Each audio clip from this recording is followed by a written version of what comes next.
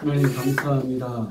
오늘도 좋은 날 거룩한 날 허락하시고 우리에게 믿음 주시고 건강 주셔서 주님 앞에 나와서 예배하며 또한 기도회로 모이게 하시니 감사합니다. 우리에게 사명 주셔서 귀한 세계 선교의 사명을 감당케 하시니 감사합니다.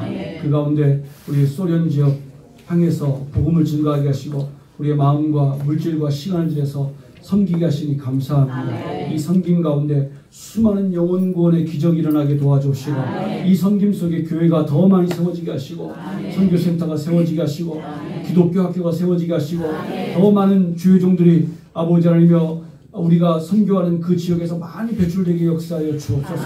우리의 섬김 속에서 많은 선교사님들이 헌신하고 충성할 때 하나님 놀라운 기적의 역사들 나타날 수 있도록 복을 허락하여 주옵소서. 이렇게 헌신하며 충성하는 우리 소련선교의 모든 회원들에게 복의 복을 더하시고 늘 기쁨으로 감사함으로 이 귀하고 아름다운 복된 사명 감당할 수 있도록 힘과 지혜와 능력 허락하여 주옵소서. 끌려가는 염소와 같이 그렇게 사역하지 않게 하시고 늘 기쁨과 감사함으로 행복함으로 즐거움으로 자원하여 헌신하고 즐거움 속에서 사역하는 하나님 지혜로운 귀한 회원들 다 되게 역사하여 주옵소서. 이끌어가시는 우리 이승려 장로님에게 성령님 기름 부어주세요. 말씀으로 채워주세요. 능력으로 채워주세요. 가정과 생업과 사업과 건강 후에 아무 염려 없도록 채워주시고 늘 하나님의 은혜가 풍성함이 강물처럼 흘러나게 하여 주셔서 우리 장로님을 통해서 선교가 더 아름답게 이루어지며 장로님을 통해서 많은 영혼들이 위로받고 우리 장로님을 통해서 하나님 더 거룩한 아름다운 사역들이 열매 맺어지게 복을 허락하여 주옵소서. 강건케 하여 주옵소서. 함께 사역하시는 우리 임원들을 기억하여 주옵시고 하나님 한 사람 한 사람 기름 부으셔서 풍족함이 넘치게 하여 주옵시고 더 크게 아름답게 영광 돌리는 귀한 삶 되게 하여 주옵소서. 오늘도 함께 말씀을 전합니다. 하나님 말씀을 전하는 자나 듣는 자 모두가 그 마음의 감동과 감격이 있게 하여 주옵시고 도전이 되게 도와주시고 깨달음과 순종함 가운데 결단이 있고 헌신함이 있고 열매가 맺어지는 귀한 삶 되게 역사하여 주옵소서. 예수님의 이름으로 기도하옵나이다. 아멘. 할렐루야. 여러분과 인사하겠습니다. 오늘도 좋은 날입니다.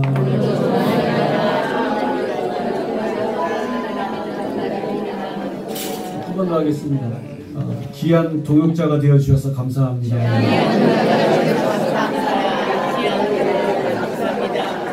자,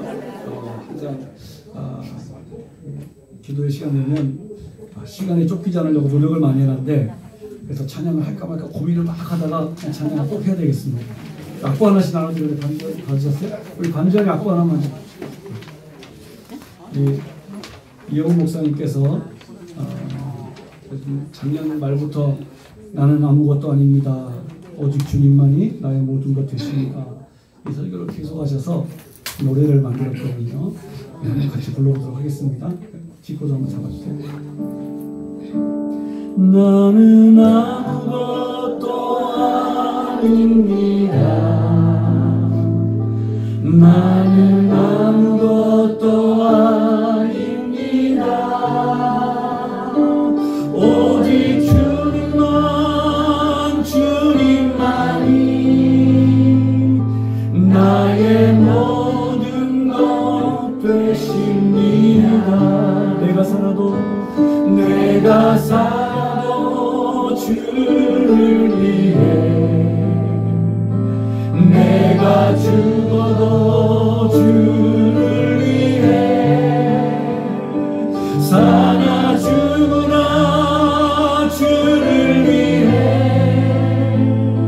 나의 모든 삶 드립니다. 모든 것이 다 은혜로다.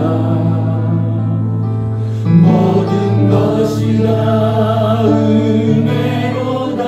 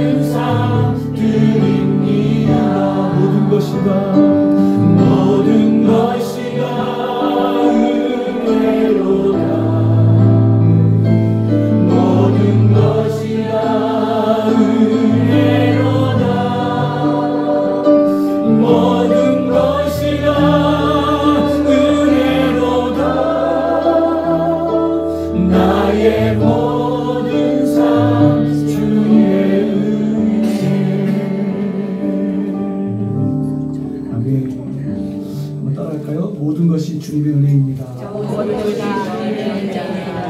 아멘입니까? 아멘. 네, 오늘 읽으신 본문의 말씀을 가지고 그렇게 산 사람을 이렇게 소개해드리고 싶습니다. 제목은 스스로 주홍글씨를 새긴 사람. 심오하죠? 여러분 주홍글씨가 무슨 뜻인지 아시죠? 예, 이 17세기 청교도들이 미국으로 이주해 오면서 소설 속의 내용이거든요. 이 나다니엘 호손이라고 하시는 분이 17세기 소설인데 19세기의 청교도들이 이제 미국으로 이동해 오면서 있었던 사건을 이제 소설화 시킨 것입니다. 그러니까 청교도들은 되게 근엄한 신앙심 안에 살잖아요. 그러니까 죄를 멀리하고 믿음 안에서 살려고 노력하는 그런 공동체였는데 그 중에 이 헤스터 프린이라고 하는 이 여인이 늙은 의사와 결혼을 합니다. 남편이 좀 뒤로 오기로 약속하고 이 부인이 먼저 미국으로 건너왔는데 오겠다고 남편이 오질 않는 거예요. 그러다가 이 여인이 사생아를 낳습니다. 펄이라고 하는 아이를 낳는데 이 펄이라고 하는 아이를 낳으면서 이 청교도 공동체에서 간통을 저지른 거죠. 그래서 이 가슴에다가 어덜트리라고 하는 간통죄라고 하는 그 약자 첫 번째 A라고 하는 글자를 여기다 새깁니다. 평생을 이 여인은 죄인으로 사는 거예요. 나는 간통한 여인입니다. 그러니까 조용히 살으라는 거예요. 숨어 살으라는 거예요. 그렇게 죄인으로 사는데 근데 이 여인이 이 아이의 아빠가 누구인지를 얘기하지 않습니다. 근데 나중에 알고 보니까 이 아이의 아빠는 그곳에서 고독하게 말씀을 전했던 목사 딤스데일이라고 하는 목사님의 아이였어요. 이 목사는 늘 양심의 가책을 느끼면서도 강대상에 올라서 이제 죄의 무서움 거기에 대해 설교를 하는 거예요. 그러다가 남편이 돌아오게 됩니다. 돌아와서 보니까 마누라가 아기를 가졌으니 근데 나중에 알게 되죠. 이 아이 아빠가 누군지 알게 됩니다. 고민합니다. 어떻게 하면 참 이 문제를 해결할까 하다가 이 목사가 설교를 하는데도 늘 그 양심의 가책이 있어서 고통 가운데 삽니다. 그렇게 계속 병이 들어가게 됩니다. 그러면서 나중에 마지막 날 이제 이 딤스데일 목사님이 설교를 하면서 자신에게 그 여자 주인공 헤스턴 프린이라고 하는 여인을 불러들이고 자기 아들을 부릅니다. 그리고 가슴에 옷을 열어서 자기 가슴에 새겨지는 주홍글씨 A자를 보여줍니다. 그리고 그 사형대에서 스스로 죽음을 당하게 됩니다. 낙인이라는 뜻이에요. 성경에도 보면 스스로 이 낙인, 주홍글씨를 새긴 사람이 있습니다. 누굴까요? 오늘 여러분 한참 고민하셔야 될 겁니다. 예수님의 12제자 이름이 기록되는데 이 중에 누구를 지금 설교하려고 하는가 여러분들이 고민하실 것 같은데 누굴까요? 한번 알아맞혀 보세요. 우리 써는 설교의 수준이 높으시니까 분명히 알아맞히시라고 저는 믿습니다. 누굴까요? 예, 12명 중에 한 명인데 누굴까요? 예, 마태입니다. 여러분 마태라는 분은 알고 계세요? 이 마태라는 분의 설교를 그렇게 많이 듣지는 못했을 것입니다. 마태복음을 많이 읽어보셨겠지만 마태복음을 우리가 읽기 위해서 정말 깊이 이해하기 위해서 마태라는 인물을 연구하면요 마태복음이 너무 잘 보여요. 야, 마태복음이 이래서 기록됐구나. 이런 의미가 담겨있구나. 제가 마태에 대한 이야기를 우리 와이프한테 해줬더니 와이프가 막 엉엉 울더라고요. 이렇게 멋진 사람이었는지 몰랐다는 거죠. 네, 그분을 소개해드리고자 합니다. 마태라고 하는 사람의 본명이 뭔지 아십니까? 네. 예, 역시 우리 선생님은 수준이 높습니다. 원래 본명은 레위입니다. 레위. 마태라고 하는 이름은 예수님이 제자가 되고 마태에게 붙여준 이름입니다. 본래 이름은 알페오의 아들 레위. 무슨 뜻이에요? 당시에 레위라고 하는 이름이 많았다라는 거예요. 그죠? 그렇기 때문에 누구의 아들 레위라고 이렇게 어느 동네의 레위 이렇게 불려졌던 겁니다. 알페오의 아들 레위. 근데 여기서 이 알페오의 아들 레위라는 이름 속에서 여러 가지 정보를 발견할 수 있습니다. 실은 성경을 여러 군데 아무리 읽어봐도 마태라는 인물에 대한 정보가 그렇게 많지 않아요. 그러면 그 이름 속에서 정보를 찾아낼 수가 있거든요. 첫 번째로 레위라고 하는 이름은 무슨 뜻입니까? 이스라엘의 12지파 중에서 하나님이 특별히 택하셔서 제사장의 임무를 맡기신 레위지파의 후손이다라는 것을 우리가 알게 됩니다. 그러니까 마태, 레위는 레위지파의 후손, 제사장 지파의 자손이었다. 두 번째는 그의 아버지 알페오라고 하는 이름의 뜻이 뭐냐면요, 학자 모범이라는 뜻입니다. 되게 중요한 의미가 담겨 있거든요. 무엇을 뜻합니까? 이 집안은 대대로 성경을 연구했고 말씀 안에 살았고 경건하게 살려고 노력했고 예배를 드리는 제사장의 가문으로서 역할을 다했던 그런 사람이었다. 쉽게 말하면 제사장 집안의 아름다운 예배자였던 그런 집안이었다라는 것입니다. 그런데 문제가 뭐예요? 그 마태가 지금 직업이 뭐라고요? 세리가 되어 있다는 거예요. 마태의 부모는 알페오는 아들이 태어납니다. 그래서 이 아들에게 축복을 주면서 너는 커서 훌륭한 제사장이 되어라 하고 이름을 레위라고 지어줍니다. 여러분, 지금도 우리 자녀들 가운데 이름이 막 모세라는 이름이 있어요. 우리 목사님 중에 모세라는 이름이 있고 어떤 사람은 엘리야라고 하는 이름도 있고, 그죠? 요한이라고 하는 이름도 있고, 되게 훌륭한 이름들이 많습니다. 되게 부담스러운 이름이거든요. 특별히 믿음 좋은 집안의 가족들, 자녀들, 아이들 보면 이름이 막 이렇게 모세, 다윗 이런 이름을 가지고 있어요. 되게 한국에서는 부담스럽습니다. 평생을 그 이름대로 살아야 되잖아요. 놀림을 당할 수도 있고 또 그 이름이 되게 부담이 될 수 있는 거거든요. 그러니까 이름 속에 대단히 많은 믿음의 소원과, 그죠? 이 아이가 커서 어떻게 살아야 될 것인가를 다 담지 않겠습니까? 그러니까 이 알페오도 아들 레위에게 너는 커서 훌륭한 제사장이 되어라 라고 하는 바람으로 이름을 레위라고 지어줬어요.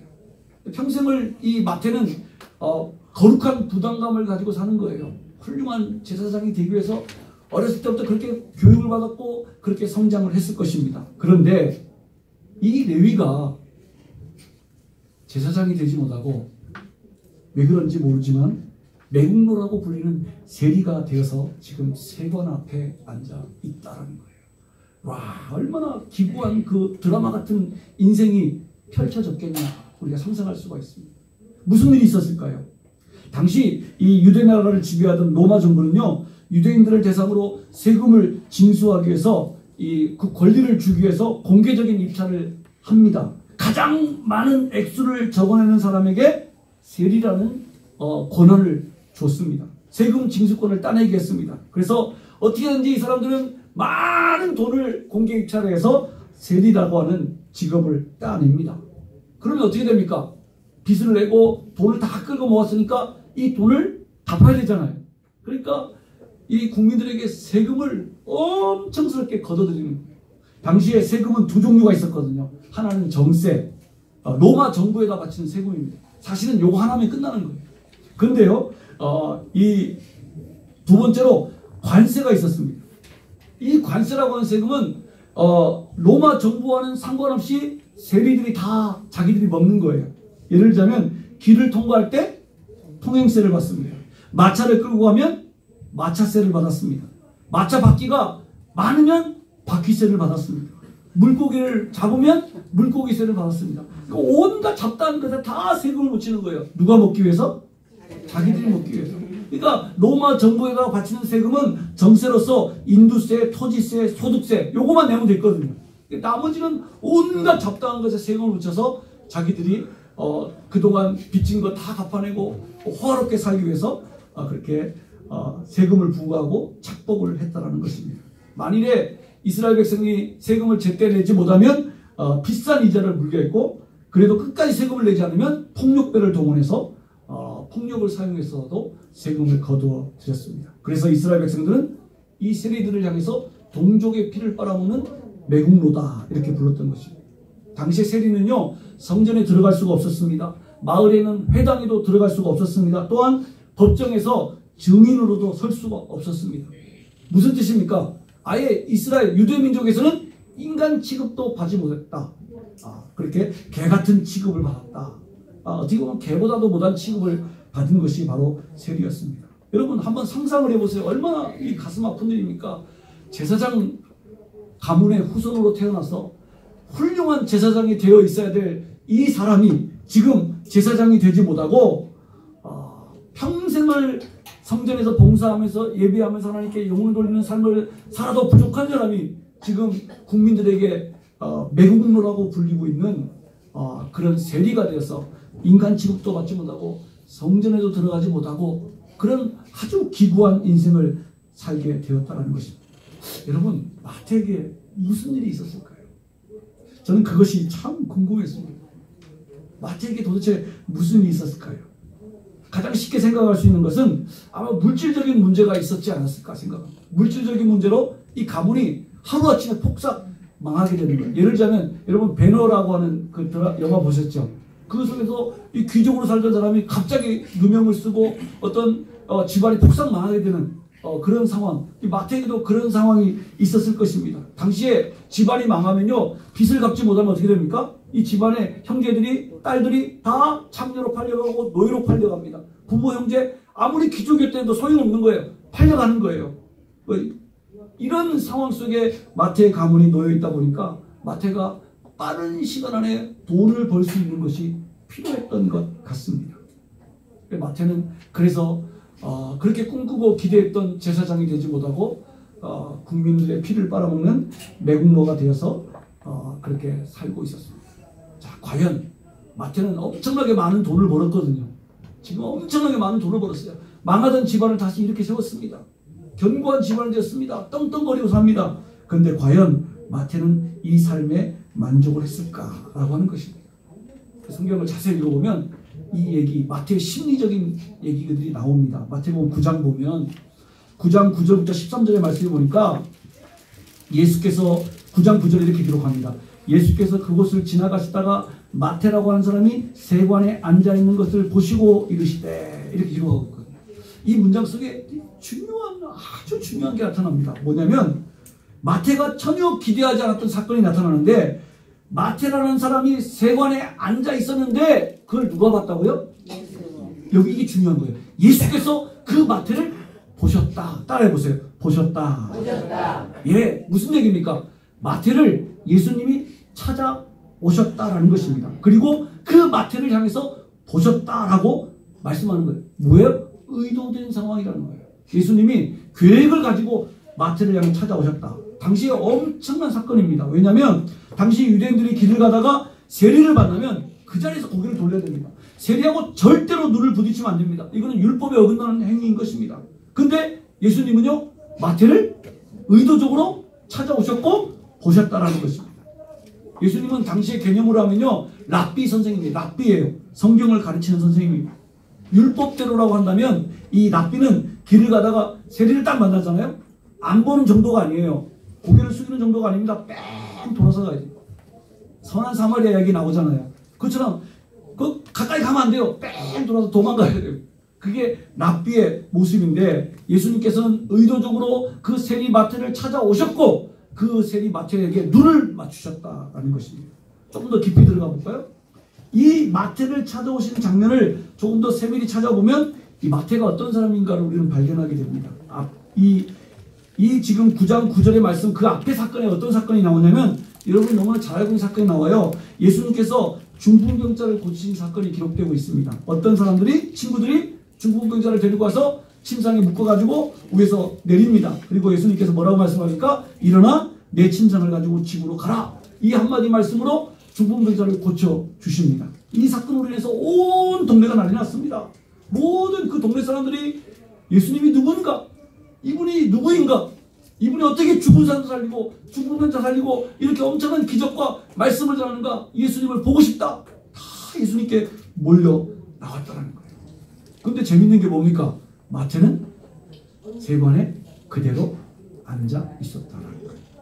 예수님께는 전혀 관심이 없었습니다. 오직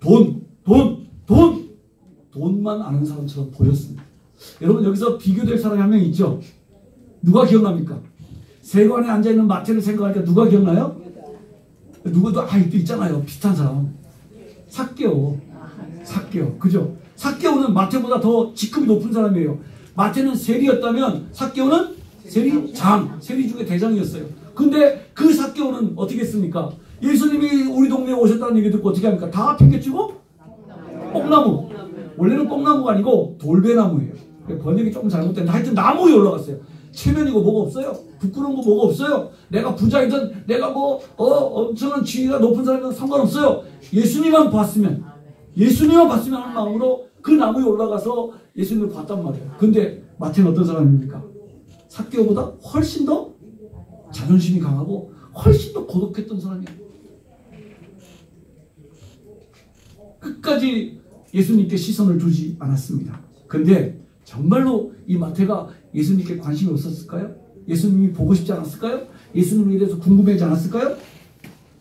이 마태의 마음 깊은 곳의 고민을 예수님께서 알고 계셨습니다. 저렇게 아무렇지도 않은 듯 세관에 앉아있는, 그리고 예수님의 시선을 피하고 있는 그 마태의 마음속에는 갈등을 예수님이 보셨습니다. 그리고 마태도 이렇게 생각했을까요? 야, 예수님이 지나가신다는데, 야, 내가 이렇게 살아서는 안 되는데, 내가 왜 이렇게 됐지? 내가 왜 저 예수님, 내가 그렇게 궁금해하는, 내가 보고 싶은 그 예수님 내가 왜 못 보게 됐지? 내가 왜 이렇게 바보같이 살고 있지? 이 돈이 뭔데? 내가 왜 이렇게 많은 사람들에게 무시당하고 개같이 취급당하고 이렇게 인간 취급도 못 받고 이렇게 살까? 내가 그래도 하나님의 제사장 가문에서 태어난 사람이고 제사장이 될 뻔했던 사람인데 내가 왜 이렇게 살고 있을까? 그래 내가 언젠가 하나님 앞에 돌아갈 거야. 그러면서 마태가 엄청난 마음속에 고민을 하고 있었던 것입니다. 예수님이 그것을 본 것이에요. 그럴수록 마태는 더욱더 예수님께 대한 시선을, 죄송해서라도 양심의 그 가책 때문에 예수님을 못 봤던 것입니다. 그래서 예수님께서 마태를 이렇게 보시니까 저 속에 미래의 위대한 전도자 마태의 모습이 보이는 거예요. 미래 그 마태가 지금까지 공부했던, 제사장이 되려고 공부했던 그 열정과 그 많은 어떤 언어 실력을 통해서, 관찰력을 통해서 나중에 마태복음을 기록하게 되는 그 마태를 보게 되는 겁니다. 그리고 에티오피아에 가서 복음을 전하다가 칼에 맞아 순교하게 되는 순교자 마태의 모습을 예수님이 보게 됩니다. 그리고 그 마태를 향해서 예수님이 가십니다. 그리고 예수님께서 그 마태를 보시는 것입니다. 뭐라고 말씀하십니까? 나를 따르라. 여기서 중요한 게 마태의 마음이 들켜버리는 거예요. 마태가 진짜로 자존심 강하고 예수님께 관심 없다면 어떻게 했을까요? 예수님이 나를 따르라 그랬으면 뭐야 당신? 저리가! 재수없게 장사한테 아침부터 가지고 이랬을 거란 거예요. 근데 마태가요? 나를 따르라 그 한마디에 벌떡 일어납니다. 그리고 예수님을 따라갑니다. 뭐예요? 숨겨져 있던 마태의 마음이 그대로 다 드러나요. 그리고 예수님을 초청하고 마태의 집안에서 온 친구 세리들을 불러서 예수님을 초청해서 잔치를 벌입니다. 그리고 거기서 공개적으로 그 잔치의 의도가 뭐예요? 나는 이제 더 이상 세리로서 삶을 살지 않고 이분의 제자로서 새로운 삶을 살겠다고 공개적으로 선포하게 되는 자리였다는 거예요. 그리고 예수님은 한 번도 마태를 향해서 과거를 묻지 않았습니다. 과거를 묻지 마세요 라는 말이 있잖아요.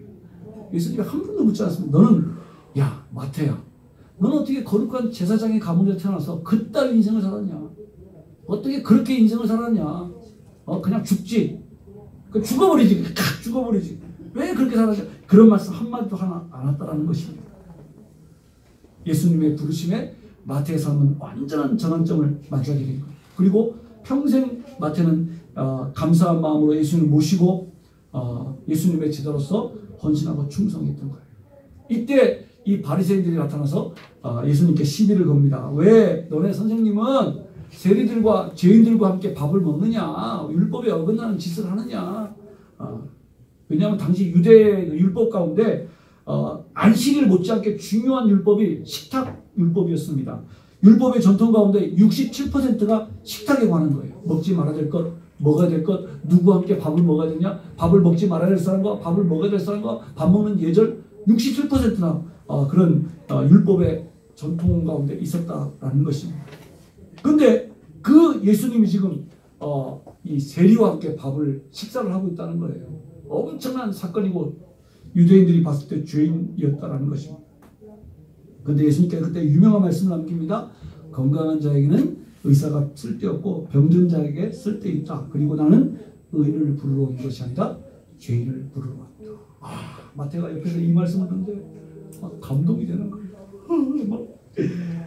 제가 볼 때는 제가 만약 영화 감독했다면 마태가 그 자리에 무릎 꿇고 통곡을 했을 거예요.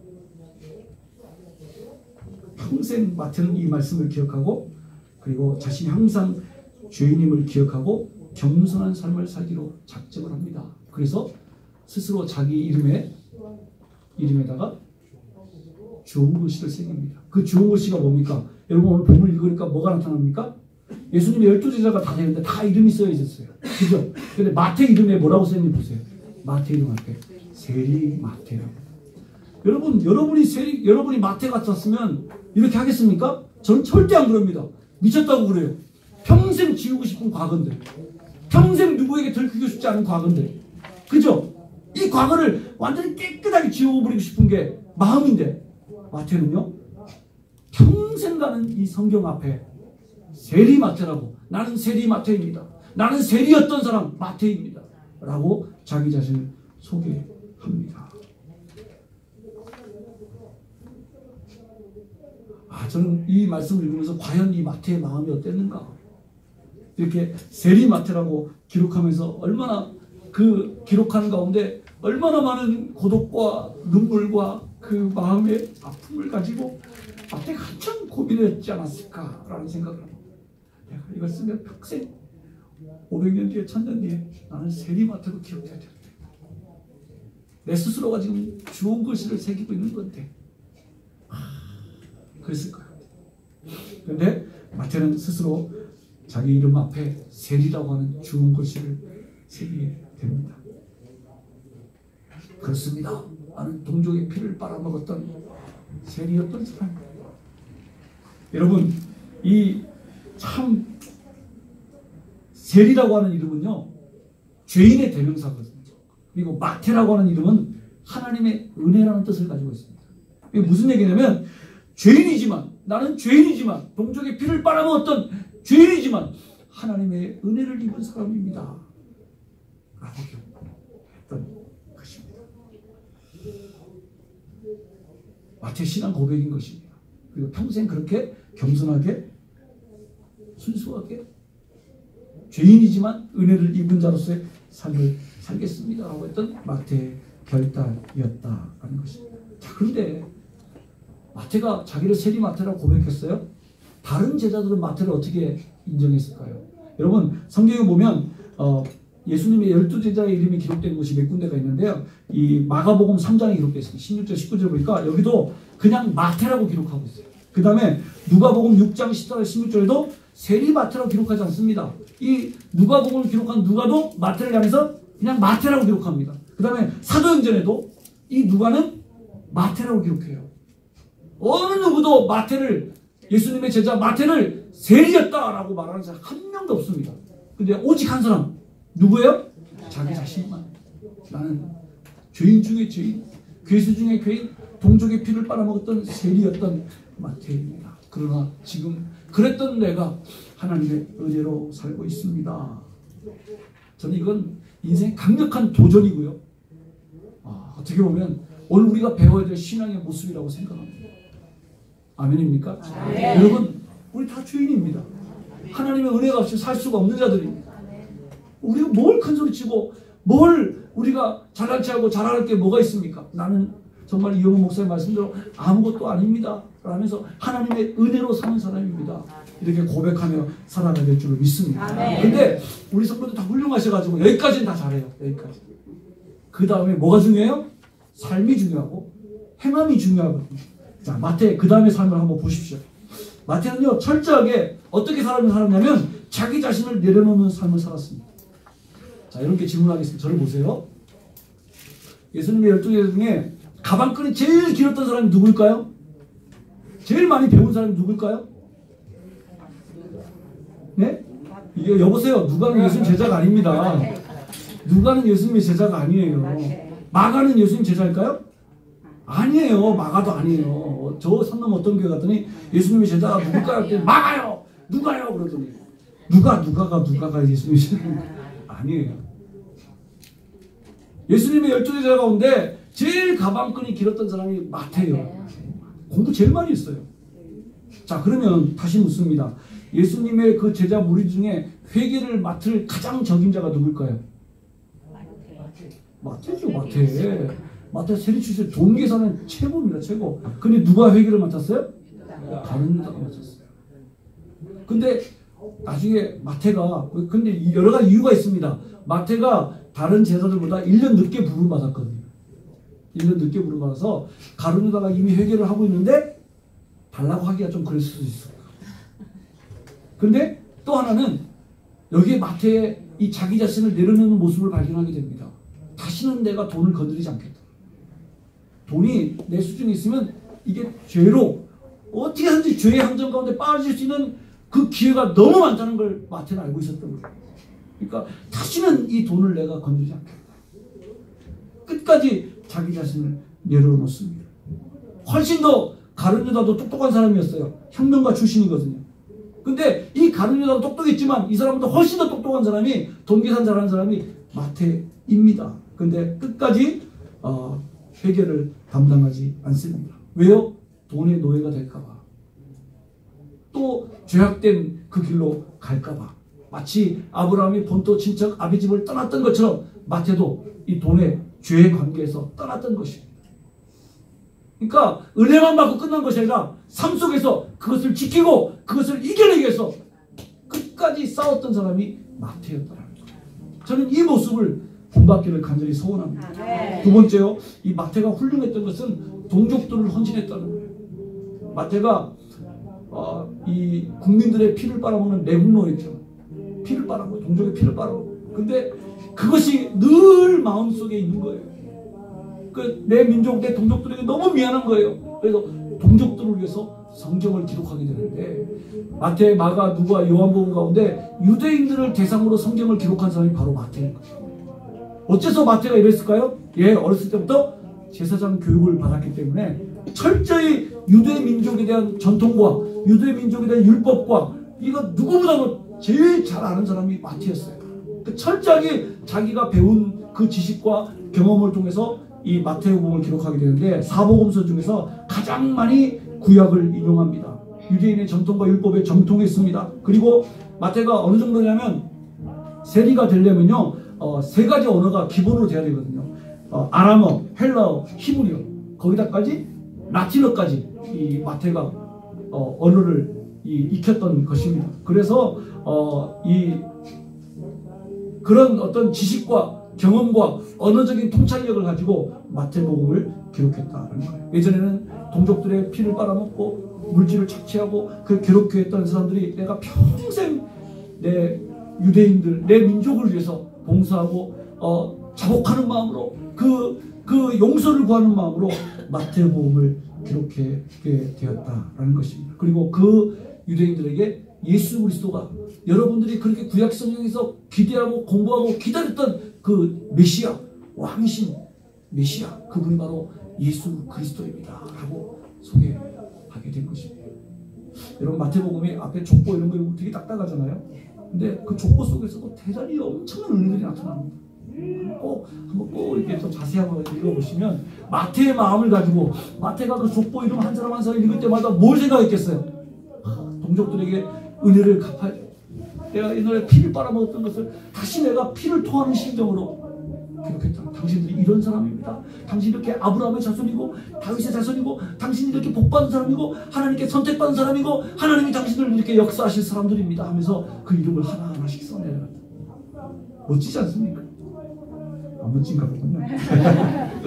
마태는요, 나중에 후에 에티오피아까지 가서 복음을 전합니다. 그리고 AD 60년에 애굽으로 가던 길에, 이집트로 가던 길에 핍박자들에게 붙잡혀서 창에 찔려서 그 자리에서 죽음을 당하게 됩니다.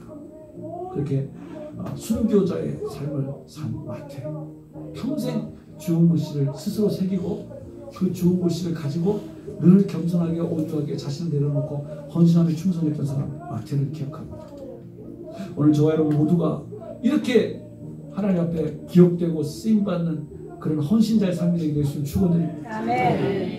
선교를 함에 있어서 내 이름을 드러내고 내 과거를 아름답게 하고 내 명예를 드높이고 이렇게 이 위해서 선교하는 것이 아니라 정말로 주님의 은혜에 감사해서 감동하는 마음으로 마태와 같은 마음으로 선교하고 선교할 때 여러분들은 이미 그 선교지에 여러분의 헌신과 충성과 그 사랑함이 이 마태와 같이 기록될 줄로 믿습니다.